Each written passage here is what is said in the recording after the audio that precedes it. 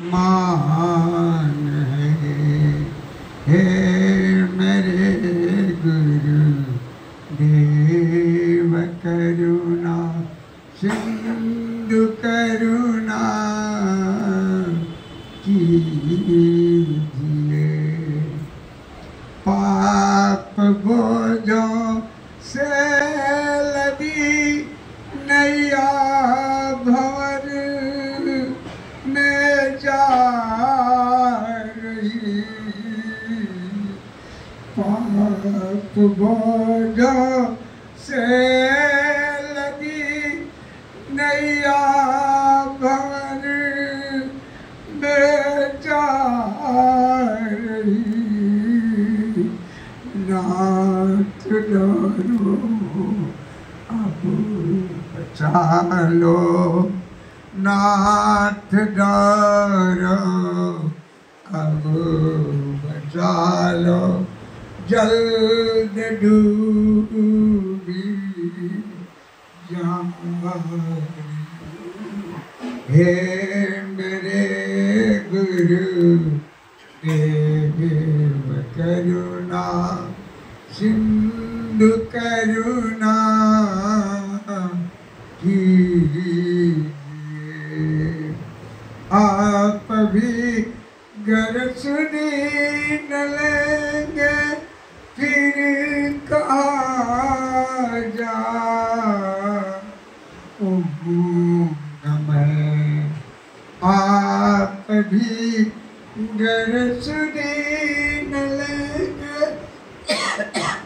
फिर कहाँ जाऊंगा मैं।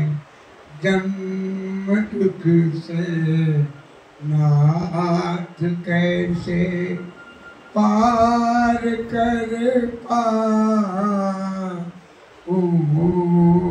मैं। जन्म दुख से नाथ कैसे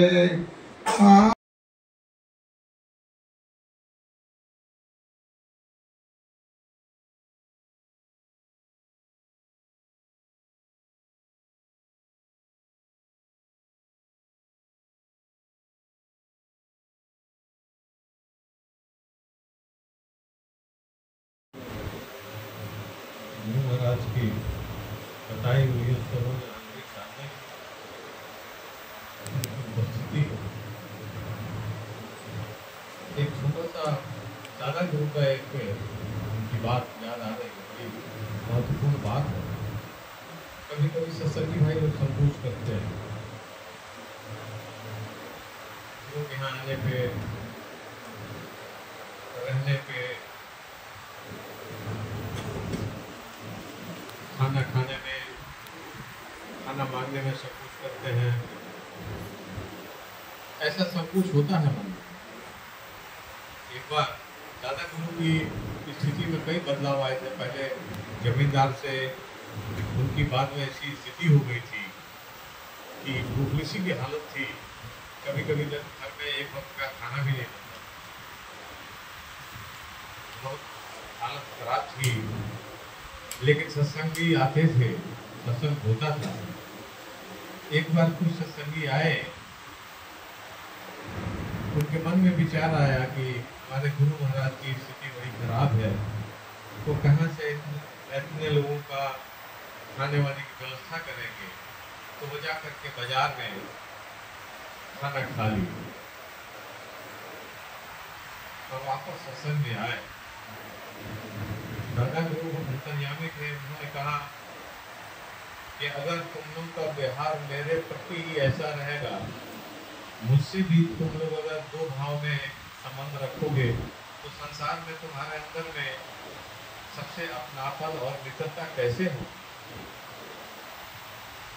वास्तव में गुरु की चीज जो होती है वो आपकी चीज होती है, उनके पुत्रों की चीज होती है। ये घर जो है, मैं इसलिए कह रहा हूँ कि ये घर जो है एक बहुत महान संत का घर है। मैं तो सिर्फ शायद चौकीदार हूँ। ये त्रिपुरारी बाबू का घर है। एक महान संत थे। हमारे घर रेलवे कॉलोनी छपरा में रात के 12 बजे भी गर्म पानी चढ़ा रहता था चूल्हे पे कि कब कोई सत्संगी स्टेशन से उतर के आ जाए तो उसके लिए खाना बनाना ऐसा ही दरबार है।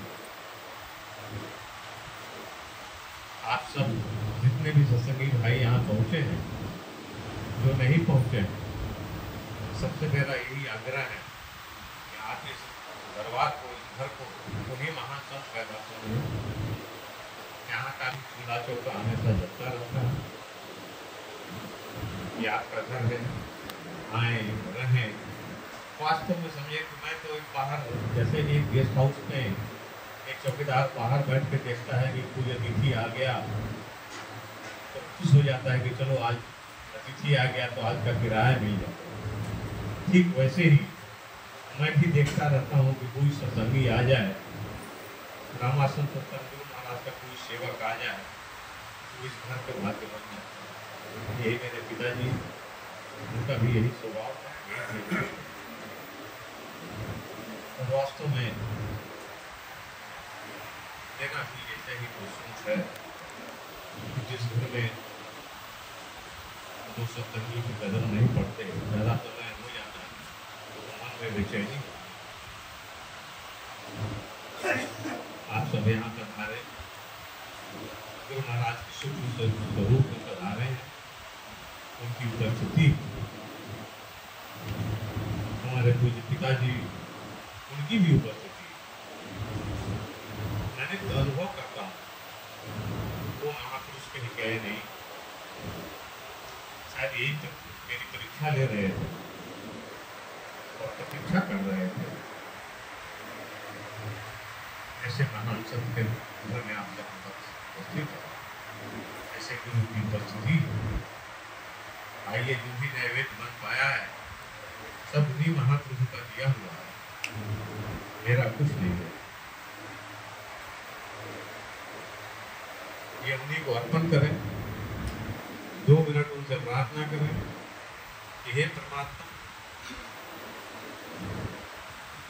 ये आपके ही आशीर्वाद से ये आज का छोटा सा सत्संग कार्यक्रम हो रहा है। दीपावली मिलन के बहाने हम सब मिल रहे हैं। आपकी ऐसी कृपा हो कि इस घर में सत्संगियों का तांता लगा रहे, आपके गुण इस घर में गाए जाए, यही आशीर्वाद है। इसी भाव से हम सब 2 मिनट फिर से आंख बंद करके ध्यान करें और गुरु महाराज से प्रार्थना करें कि इस नैवेद्य, इस प्रसाद को स्वीकार करें, सब पर कृपा करें, दया दो।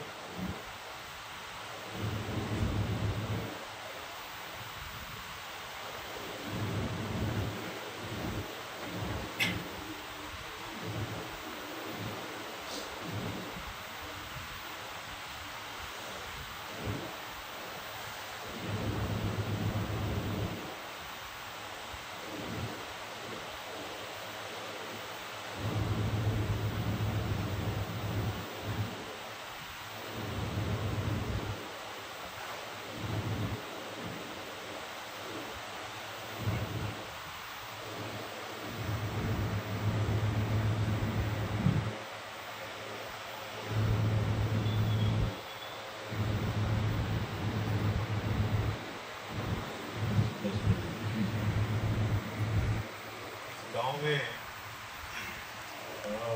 अगस्त महीने में बाजार में एक महिला थी, उनकी मृत्यु हो गई है। अभी हमारे गेट के सामने, घर के ठीक सामने इस घर में एक वक्त